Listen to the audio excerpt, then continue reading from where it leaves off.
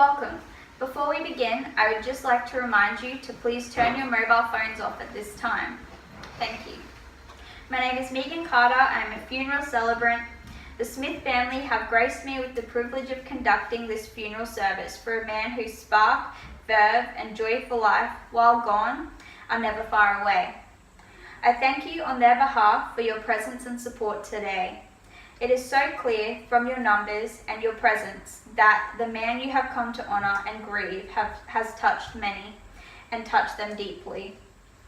The time the Smiths have given me in this, their hardest of times, has formed a portrait of a man who knew much, loved much, and was always up for a laugh. The family has spoken bravely and openly about the kind of man he was. Today is an anthem of sorrow and joy, sorrow at the time ahead without him, but joy to reflect on the memories he left with us. Harry was a passionate fisherman, insisting on spending every free moment he had out at sea. It wasn't just what he did for a living, it was his sanctuary. All our hearts reach out today to Harry's immediate family, his children, Tempest, Adrian, Christian, and Eric, and his grandchildren, Zale, Dylan, Kai, and Fletcher. His wider family too is in our thoughts.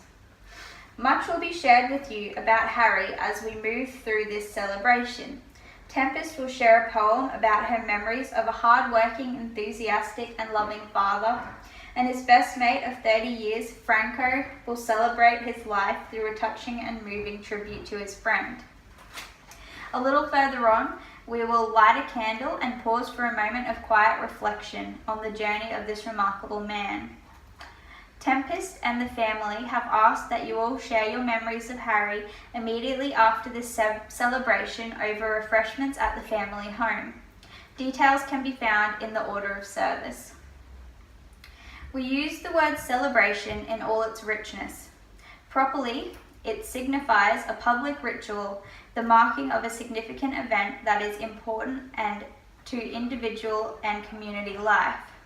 And so, this day is such an event. The passing of a man who managed to bring out the gifts and qualities of so many individuals through his sheer goodwill.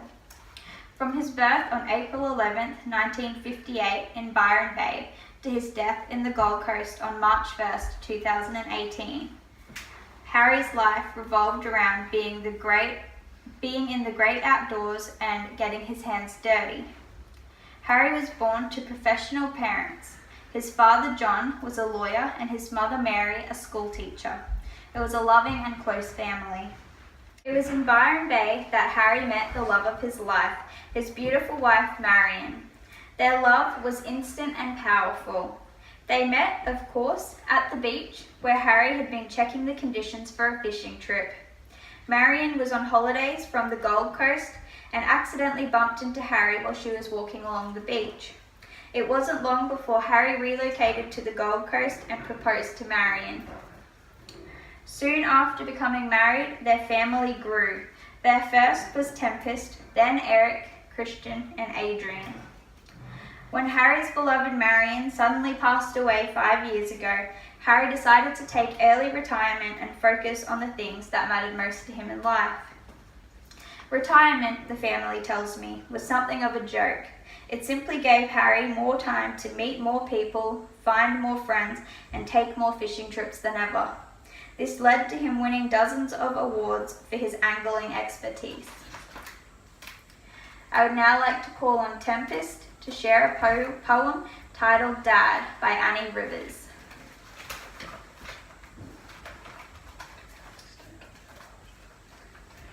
We'll always remember that special smile, that caring heart, that warm embrace.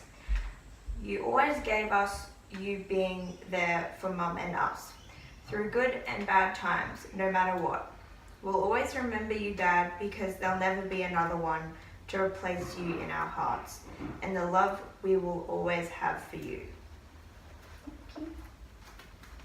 And Franco, would you like to come forward? Franco is going to be reading a poem titled If Tears Could Build a Staircase by Jane Kensington. If tears could build a stairway, and thoughts of memory lane, I'd walk right up to heaven and bring you home again. No further words were spoken, no time to say goodbye. You were gone before I knew it, and only God knows why. My heart's still active in sadness, and secret tears still flow. What I meant to lose you, no one will ever know. But now I know you want us to mourn for you no more. To all your happy times, life has much in store, since you'll never be forgotten. I pledge to you today, a hallowed place within my heart is where you'll always stay. God knows why, with chilling touch, dear gathers those we love so much. And now what seems so strange and dim, what will all be clear when we meet him? I knew you for a moment. Thank you. Thank you, Tempest and Franco. How hard it is to deliver words of reflection, comfort and hope when your heart is aching with loss. I am now going to light this candle and ask you to pause for a quiet reflection.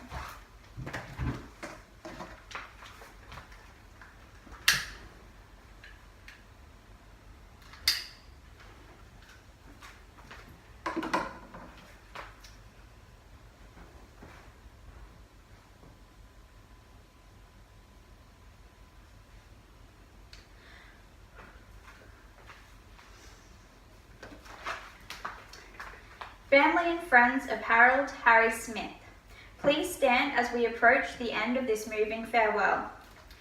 You have gathered here today in mourning, in grief, and in loss.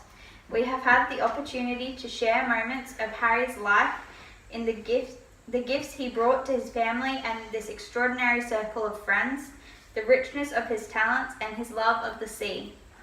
Now the time has come to farewell his earthly body and to commit it to nature in all of its cycles.